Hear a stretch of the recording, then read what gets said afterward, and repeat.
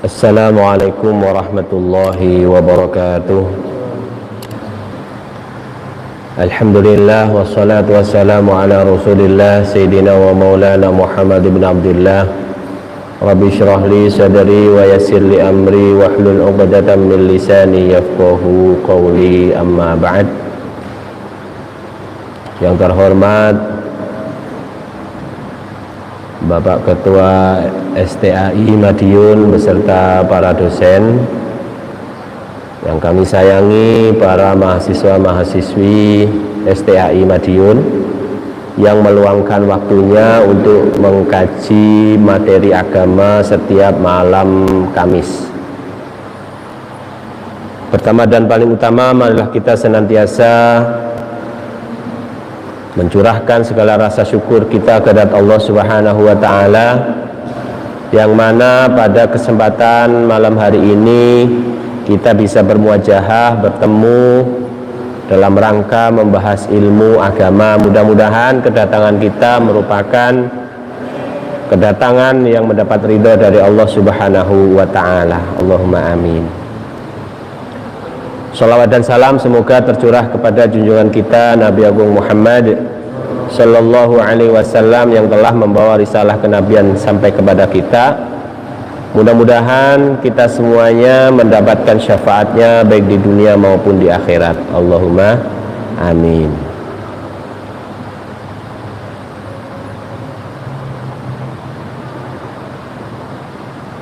Para hadirin hadirat rahimakumullah,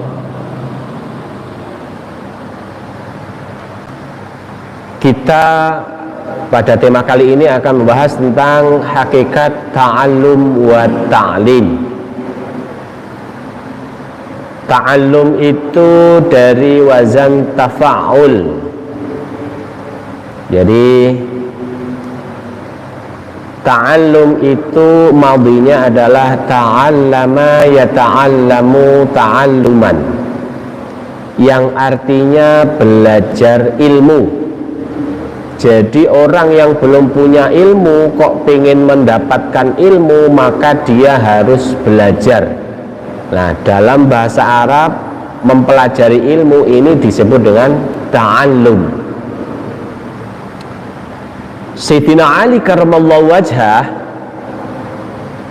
itu memiliki 6 syarat yang harus dipenuhi oleh seorang pelajar. Syairnya terkenal dengan sebutan syair alala. Jadi alala tanalul ilma illa bisittatin sa'unbika an majmu'iha bibayanin. Ilingo ndak hasil ilmu angin 6 perkara, bakal tak cerita ke kumpule kanthi pertelo. Bahasa Indonesianya, ingatlah tidak berhasil dapat ilmu kecuali 6 yang bakal aku ceritakan dengan jelas berikut ini. Jadi terjemahan bahasa Jawa itu ternyata sulit ya, jadi syairnya harus lebih panjang terjemahannya. Syarat yang pertama adalah dukain. Dukain itu punya akal. Kalau ada orang nggak punya akal, nah itu berarti nggak layak untuk bisa belajar. Punya akal, diajak berpikir bisa, diajak bisa anteng, akal pikirannya jalan, nah itu berarti masuk kategori dukain. Yang kedua adalah wahirsin, semangat. Oh, kalau ada seorang pelajar nggak punya semangat, nah ini sudah tanda-tanda dia kaum rebahan. Kaum rebahan ya. Pokoknya maunya pandemi aja, meskipun pandeminya nggak ada kabar sudah selesai atau belum, pokoknya rebahan terus, penggemukan badan itu. Wahirsin, semangat. Jadi dia memiliki rasa keingintahuan yang banyak, yang besar untuk menuntut ilmu. Wastibarin, ini memiliki arti sabar, nyabar no, orang dan kenteng to, iki orang dan bel to, ditunggu delok jam bolak balik, utek uteke sing kudune bisa menyerap ilmu yang disampaikan guru, dia malah uteke jam. Delok jam kok gak ndang-ndang. Lah iki berarti kategori tidak bisa sabar. Kalau tidak bisa sabar berarti tidak layak untuk menjadi seorang murid. Belajar ilmu agama harus punya syarat itu. Nyabar-nyabarno wastibarin. Yang keempat adalah wabulghatin, punya bekal. Punya bekal itu berarti sadurunge belajar itu ya maem dhisik. Mosok pas belajar guru lagi menjelaskan kukuruyuk, perutnya keroncongan sampai keluruk-keluruk. Nah ini nggak baik. Karena dua waktu yang membuat seseorang itu tidak bisa kemasukan ilmu itu adalah satu saat laparnya banget, dua saat kenyang banget. Orang kalau lapar banget dia fokus sama perutnya, tidak bisa mikir. Tapi nek wong wareg banget, wih turu ngantuk liar gurunya cerita itu dia rasanya kayak mimpi, kayak didongengin apa gitu. Jadi sebaiknya dalam kondisi tidak kelaparan juga tidak kekenyangan, artinya punya bekal. Yang keempat itu. Yang kelima adalah wa irsyadi ustadzin, petunjuk guru. Nah ini penting ini. Dalam sanad keilmuan itu penting memiliki ilmu yang didapat dari guru, yang gurunya punya guru, yang gurunya sampai guru naik sampai kepada Rasulullah. Ini yang disebut dengan apa? Silsilah keilmuan, atau dalam bahasa Arabnya disebut sanadul ilmi, sanad keilmuan. Itu penting. Jadi ketika ada masalah apapun, ketika dia tawasul kepada gurunya, maka akan sampai kepada guru sampai kepada Rasulullah. Tapi kalau gurunya itu dari Mbah Google, dari buku terjemah, dari buku nek nemu, nah ini nanti tidak bisa dipertanggungjawabkan. Itu kasus akhir-akhir ini kan gitu ya, kasusnya heboh ya, subhanallah.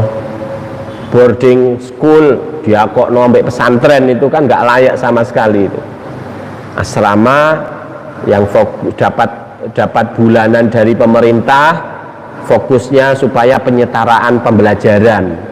Jadi di boarding school itu pembelajarannya disetarakan dengan lulusan SMP, maunya gitu, tapi ternyata disalahgunakan sama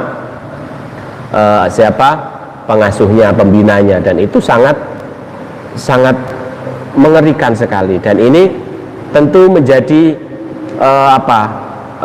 tolak pikir kita. Oh, berarti dia menggunakan kesempatan dalam kesempitan. Berarti dia tidak memiliki sanad keilmuan yang jelas. Dulu ngajinya sama siapa? Dia kayaknya ahli manajemen aja, tapi tidak bisa memanage hati dan nafsunya. Akhirnya ambiar semua itu, ya kan?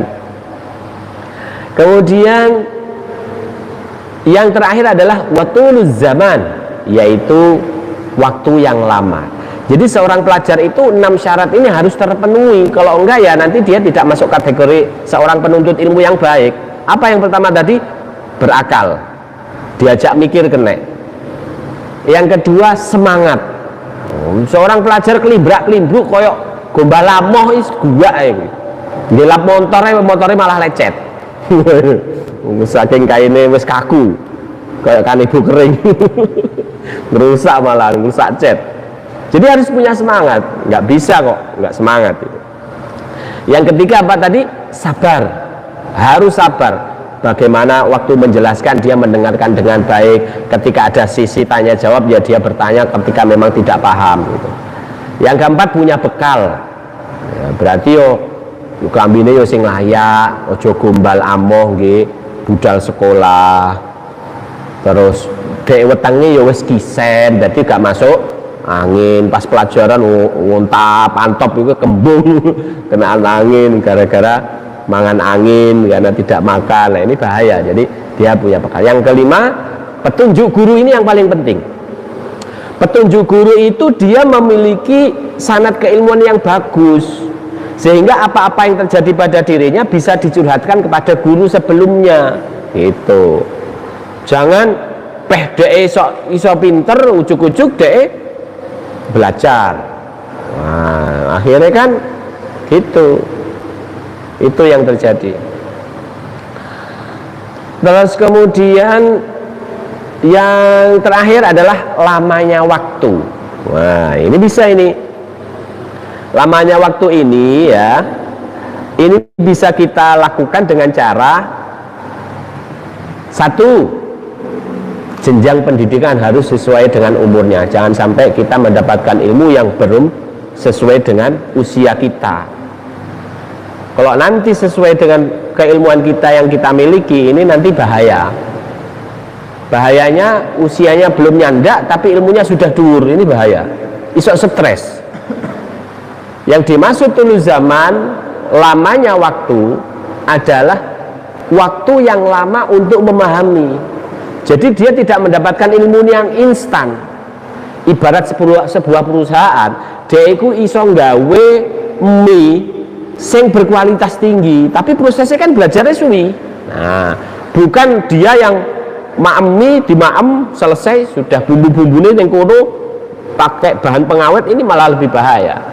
Jadi ilmu yang instan dengan ilmu yang didapatkan dengan keilmuan yang tinggi yang pengaruh oleh lamanya waktu itu akan membawa perubahan tersendiri. Jadi wong ujuk-ujuk sesuk langsung alim, ini bahaya ini malahan. Kita ayane sing kelebon jin kan lho. Tapi kalau memiliki proses, jadi proses inilah yang indah. Proses untuk mendapatkan ilmu ini yang indah, yang membutuhkan waktu. Sama ketika kita menanam padi, 3 bulan kemudian baru panen. Jangan sampai kita hari ini menanam padi, sesuk kok panen. Kira-kira kui colongan songko sawai tonggone kan gitu. Nah ini. Jadi 4 syarat ini harus dipenuhi seorang pelajar. Kalau enggak, ya mundur aja jadi pelajar. Gitu. Maka kenapa siapa Imam Ghazali di dalam kitabnya Ihya Ulumuddin menjelaskan bahwa ada pembagian jenis manusia. Pembagian jenis manusia itu jumlahnya ada 4. Yang pertama adalah man yadri annahu yadri, orang yang tahu kalau dirinya tahu, yaitu para guru, para dosen, para guru. Dia tahu kalau dirinya tahu, sehingga membagikan pengetahuannya kepada orang lain. Yang kedua, man yadri annahu la yadri, yaitu orang yang tahu kalau dirinya belum tahu. Saya ngaku goblok ngono lho. Kuwi ngono layak untuk menjadi seorang pelajar. Ojo pelacur, kleru. Pelajar. Salah. Jadi dia tahu kalau dirinya belum tahu, maka dia belajar.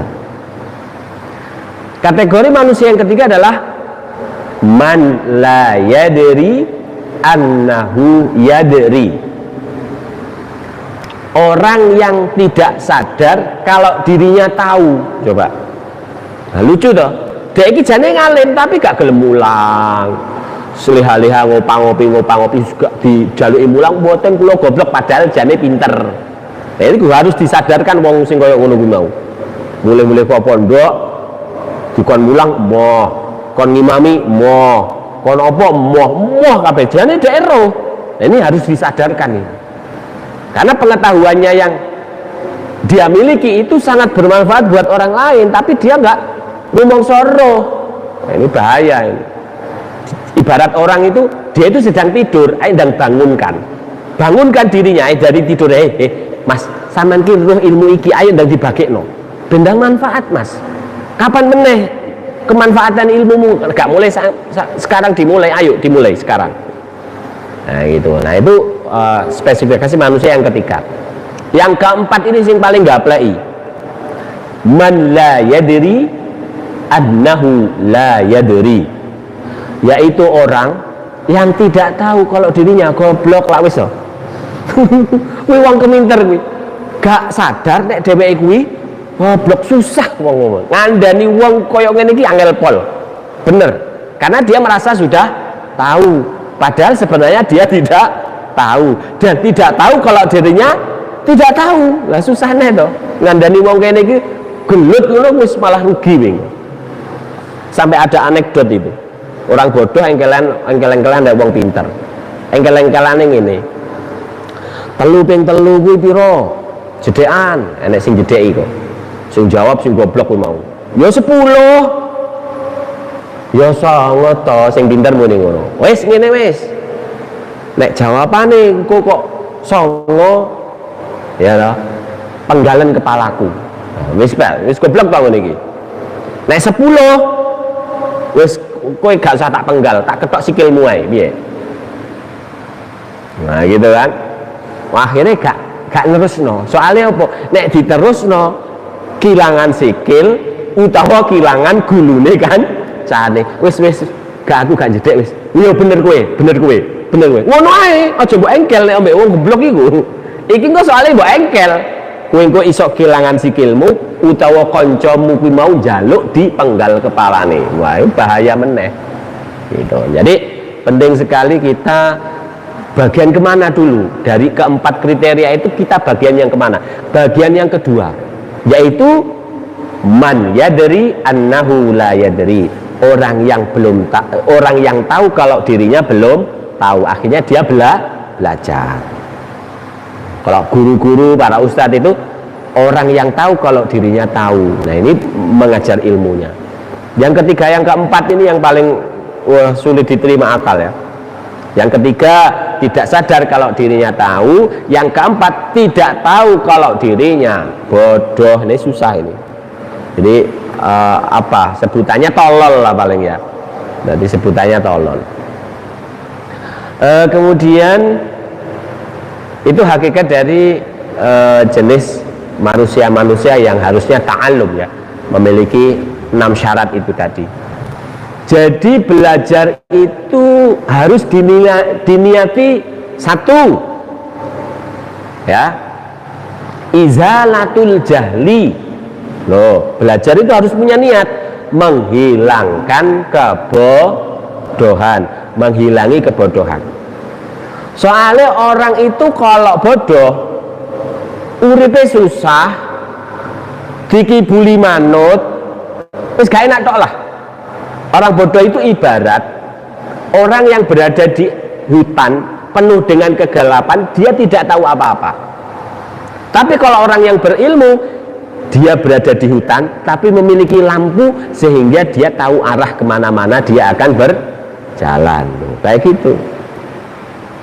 Jadi penting sekali kita memahami bahwa pelajar itu harus punya niat. Satu, menghilangkan kebodohan. Dua, apa? Litolabi mardotillah, untuk mencari ridho Allah. Karena menuntut ilmu itu hukumnya wajib. Thalabul ilmi faridatun ala kulli muslimin wa muslimatin. Mencari ilmu itu wajib banget. Oh, gak fardun tapi faridotun. Wah, wis to. Wajib banget bagi tiap muslim dan muslimat. Loh. Kemudian di dalam Al-Quran disebutkan bahwa falaula nafara min kulli firqatin minhum ta'ifatun liyatafaqahu fid-din wa liyunziru qaumahum idza raja'u la'allahum yahdharun. Yang artinya, mbok ya di antara daerah-daerah itu ada perwakilan utusan-utusan untuk belajar ilmu agama, ilmu fikih, supaya nanti ketika pulang ke masyarakatnya ngasih tahu ilmunya supaya mereka berhati-hati dalam melaksanakan ibadah. Gitu. Ada perwakilan. Jadi kalau sampean belajar kuliah di sini itu berarti sebenarnya kamu mewakili daerah sampean, karena banyak puluhan bahkan ratusan yang tidak bisa kuliah, yang tidak bisa sekolah karena keterbatasan biaya lah, kerepotan ekonomi lah, macam-macam alasannya. Dan kalian berhasil terpilih untuk mendapatkan ilmu itu fungsinya adalah ketika sepulang dari belajar memberitahu ilmu itu kepada masyarakatnya, sehingga masyarakatnya bisa menjadi lebih tahu tata cara wudhu sing bener piye, tata cara zakat, infak, sedekah sing bener piye, sedekah iku malak apa ora. Sekarang musim ya viral ya Ustadz malak iku, aku mentolo sing malak aja. Di kantongmu ada uang berapa? Coba 2 juta. Gimana? Sisain 100 dong di yang 1.900.000 buat sedekah di kantongnya sendiri. Pak Ustadznya ini bahaya. Jadi sedekah itu bukan maksa, itu malak itu namanya. Sedekah itu harus tulus dari hatinya. Bahkan ada yang informasi yang menyumbangkan motornya, mobilnya, kendaraannya pulang jalan kaki, itu bahaya ya. Saking kayak kena gendam sama ustadznya. Hati-hati. Ustadz kayak gitu dicaplek jebret gini wis langsung goblok wis. Wah teh cincin diwehno, gelange, kalunge. Wah ini namanya malak ya, hati-hati. Ustadz abal-abal sekarang dituntut banyak orang itu korbannya ratusan. Baik, kita lanjut. Jadi ta'allum yang artinya mencari ilmu itu secara otomatis harus memenuhi syarat 6 tadi. Nah sekarang ta'lim, mengajar. Ta'lim itu dari madhi allama yu'allimu ta'liman, yang artinya membagikan ilmu, memberitahu ilmu. Orang yang mengajari ilmu kepada orang lain itu disebut dengan muallim atau pengajar. Lah ilmu yang dibagikan itu hendaknya ilmu yang dikuasai oleh si pemilik, jangan sampai kebalik. Aku iso filsafat ambek tasawuf, tiba-tiba aku kok kon mulang pelajaran apa kayak jenenge sing nggawa median statistik. Wis wedot aku pelajaran statistik yuk gak nyambung gitu loh. Aku bisa tasawuf, bisa filsafat, bisa akidah, bisa ilmu kalam, bisa usul fikih, tiba-tiba disuruh mengajar pelajaran yang tidak konsentrasi pada materi itu, ya gak nyambung. Jadi seorang pengajar itu harus mengajarkan ilmu yang dimiliki, yang dia kuasai gitu. Tapi dirinya harus menguasai nafsunya. Seorang pengajar baik nafsunya ora terkontrol, korbane wasalam 12 hamil kabeh kayak dia. Naudzubillah min dzalik.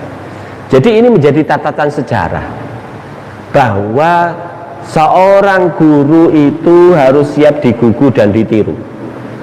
Maka ilmu yang dibagikan itu harus benar-benar ilmu yang dia kuasai dan ilmu yang dia miliki, sehingga ilmu yang dia tularkan itu bisa memberi arti bagi muridnya.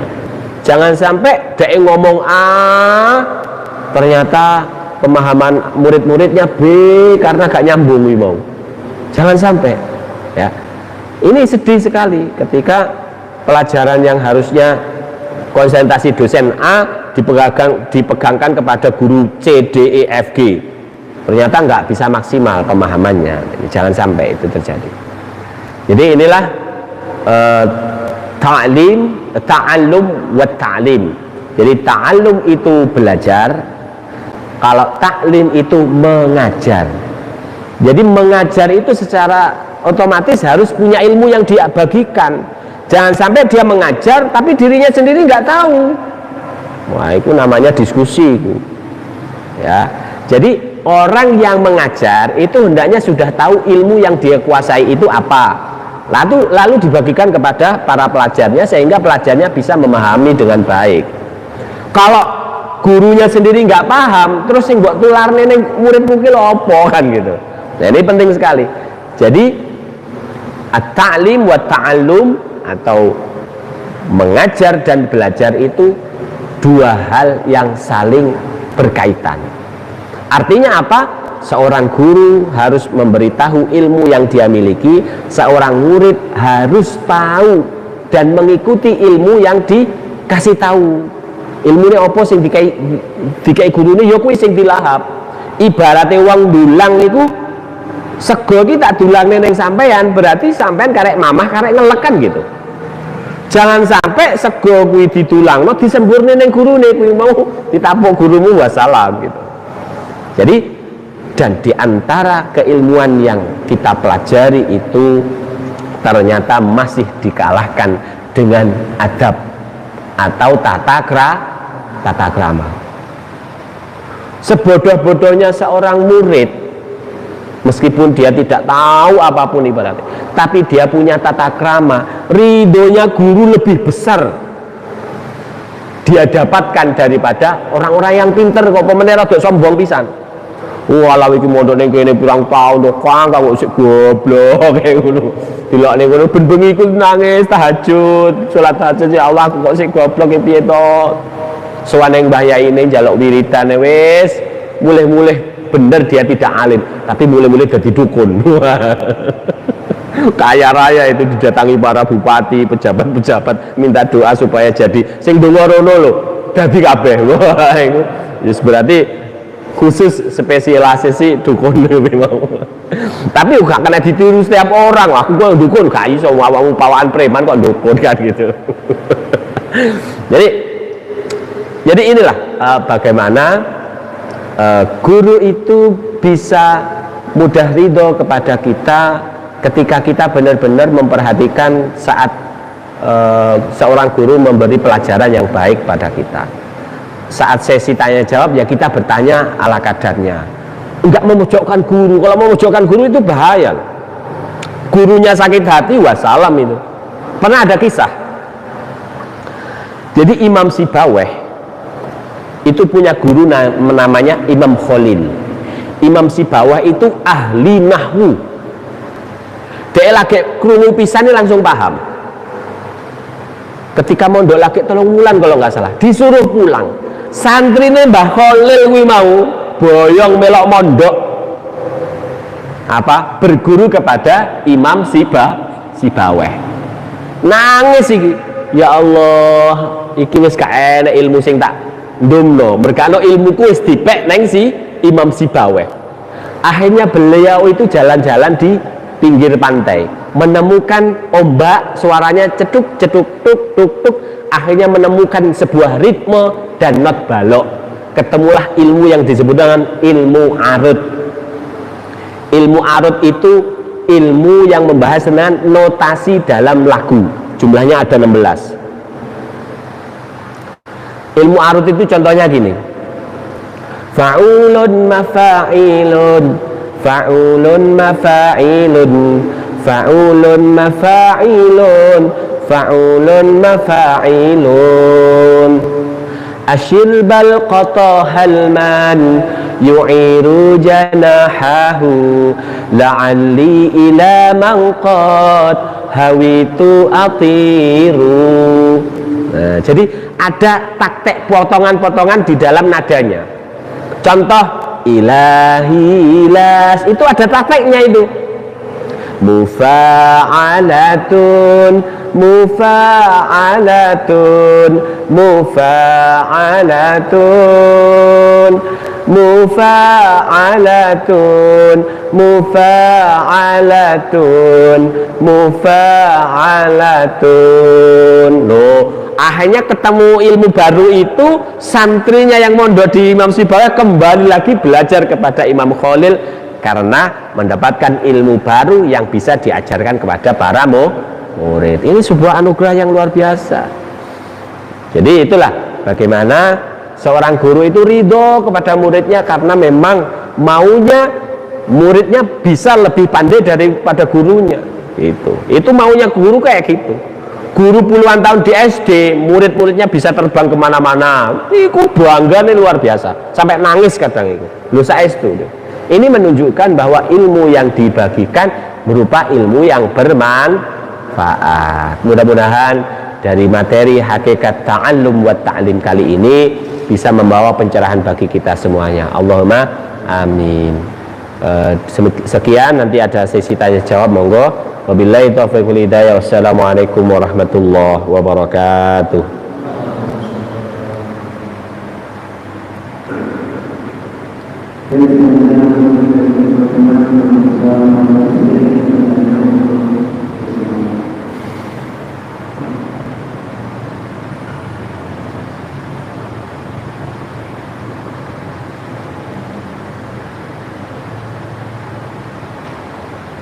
Monggo yang tanya.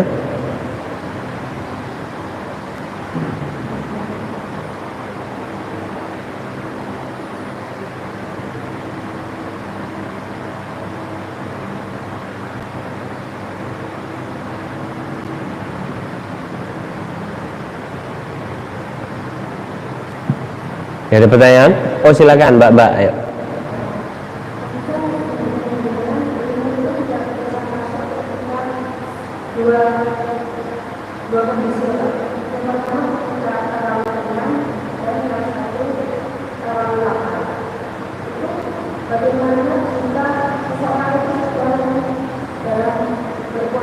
Oh ya. Baik. Jadi gini. Orang laparnya orang karena memang nggak ada yang dimakan, sama laparnya orang yang berpuasa itu beda. Kenapa? Karena orang yang berpuasa pada malam harinya sudah niat besok mau berpuasa. Maka kenapa niat itu harus sebelum subuh? Karena niat sebelum subuh itu maka seluruh anggota tubuh sudah mempersiapkan diri untuk lapar. Itu bedanya di situ. Tapi kalau orang lapar karena memang tidak ada yang dimakan, iku beda loh. Awakmu gak ngomong nek arep poso kok aku luwe yo gak trimo, kene yo krucuk-krucuk lara kabeh. Gitu ya. Jadi ini yang membedakan. Maka kenapa di pondok-pondok itu biasanya pondok poso, tarkidiruh, tidak makan sesuatu yang bernyawa, makanannya jagung. Aku wis tau lakoni ngono kuwi lho, ini masalah. Makan nasi tok, nikmatnya luar biasa setelah selesai dari mangan jagung mau. Jadi, ini sebuah proses bagaimana kita menikmati rasa syukur yang luar biasa.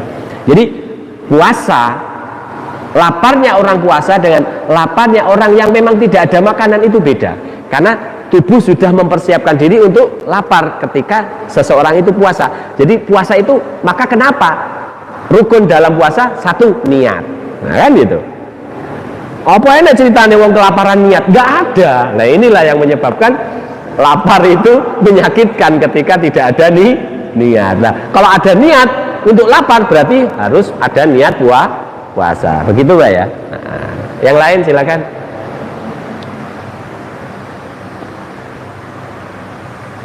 Mas Joni.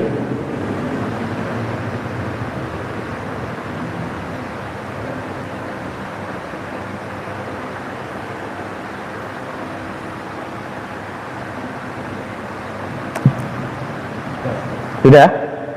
Baik, sebelum kita tutup, mari kita berdoa kepada Allah Subhanahu wa taala. Mudah-mudahan kajian kali ini bisa membawa keberkahan bagi kita semuanya. Allahumma amin. Al-Fatihah. A'udzu billahi minasyaitonir rajim. Bismillahirrahmanirrahim. Alhamdulillahi rabbil alamin. Arrahmanir rahim. Maliki yaumiddin. Iyyaka na'budu wa iyyaka nasta'in. Ihdinas siratal mustaqim. Siratal ladzina an'amta 'alaihim ghairil maghdubi 'alaihim waladdallin. Amin. Allahumma shalli ala sayyidina Muhammad wa ala ali sayyidina Muhammad walhamdulillahi rabbil alamin. حمد الشاكرين حمد الناعمين حمدا يافي نعمك في مزيدا يا ربنا لك الحمد كما ينبغي لجلالك عظيم سلطانك. اللهم لا تدع لنا ذنبا إلا غفرته ولا مريضا إلا شفيته ولا حاجة إلا قضيتها يا مجيب السائلين. اللهم اغفر لنا ذنوبنا وذنوب آبائنا وأمهاتنا وأجدادنا وجدادنا ومشيخنا وكن علينا ولأساتذتنا جميع المسلمين والمسلمات والمؤمنين والمؤمنات ارفع لهم الدرجات وضاعف لهم الحسنات وكافر عنهم السيئات يا رب العالمين. Ya Allah ya Rahman ya Rahim, ampunilah dosa-dosa kami, dosa kedua orang tua kami, dosa saudara-saudari kami, muslimin muslimat yang masih hidup ataupun yang telah mati. Ya Allah ya Rahman ya Rahim, karuniakanlah kepada kami ilmu yang bermanfaat di dunia dan akhirat, ilmu yang mendekatkan diri kami menuju ridhamu, dan jauhkanlah kami ya Allah dari ilmu yang mengajak kepada bermaksiat kepadamu ya Allah. Ya Allah ya Rahman ya Rahim, panjangkanlah usia kami, sihatkanlah badan kami, berilah kemanfaatan dan keberkahan dalam harta dan ilmu kami. Berilah kami keturunan yang salih-salihah yang selalu taat kepadamu. Jangan engkau beri kami keturunan yang selalu bermaksiat terhadapmu. Ya Allah, ya Rahman, ya Rahim, berilah keberkahan dalam ilmu kami, sehingga kami bisa memberi manfaat kepada orang lain, sehingga kami mendapatkan ridhamu di dunia dan akhirat. Ya Allah, ya Rahman, ya Rahim, terima kasih kami kepadamu ya Allah, menjadikan kami umat Nabi terakhirmu, kekasihmu Nabi Muhammad sallallahu alaihi wasallam. Ya Allah, ya Rahman, ya Rahim, izinkan kami mendapatkan syafaatnya fid dini wad dunya wal akhirah. Jangan engkau halangi kami untuk bertemu saat nanti di akhirat ya Allah, sehingga kami tergolong orang-orang yang beruntung, bisa berduduk sejajar dengan beliau, diminumi telaga Kausar bersama beliau, dan digiring menuju surga bersama beliau. Ya Allah, ya Rahman, ya Rahim, jangan engkau kumpulkan kami bersama-sama untuk engkau giring ke neraka-Mu. Sungguh kami tidak kuasa di dalam api neraka-Mu. Ya Allah, ya Rahman, ya Rahim, kuasakanlah nafsu kami ini ya Allah, sehingga tidak bermaksiat terhadap-Mu. Ya Allah, isilah hati kami dengan nama-Mu dan cinta-Mu ya Allah, sehingga kami tergolong orang-orang yang selalu ingat kepadamu, sehingga menenangkan hati kami. Ya Allah, ya Rahman, ya Rahim, berilah keberkahan dalam harta kami, dalam ilmu kami, dalam tenaga kami, sehingga kami selalu bisa taat kepadamu ya Allah. Jauhkan kami dari bermaksiat terhadap-Mu ya Allah, sehingga kami nanti akan tergolong orang-orang yang zalim, sehingga kami akan tersiksa di dalam kubur dan dalam api neraka. Sungguh kami tidak kuasa berada di dalamnya. Ya Allah, ya Rahman, ya Rahim, jagalah amanah kami berupa tubuh ini ya Allah, untuk selalu bisa beribadah kepadamu. Jauhkan tubuh kami ini untuk bermaksiat terhadap-Mu. Rabbana atina fid dunya hasanah wa fil akhirati hasanatan wa qina adzabannar. Sallallahu ala sayyidina Muhammad. Subhana rabbika rabbil izzati amma yasifun, wa salamun alal mursalin, walhamdulillahi rabbil alamin. Bismillahil Fatihah. A'udzu billahi minasy syaithanir rajim. Bismillahirrahmanir rahim. Alhamdulillahi rabbil alamin, arrahmanir rahim, maliki yaumiddin. Iyyaka na'budu wa iyyaka nasta'in. Ihdinas siratal mustaqim. Siratal ladzina an'amta 'alaihim ghairil maghdubi 'alaihim waladdallin. Amin. Demikian apa yang dapat saya sampaikan, mudah-mudahan bisa membawa manfaat. Kurang lebihnya mohon maaf, wabillahi taufiq wal hidayah. Assalamualaikum warahmatullahi wabarakatuh.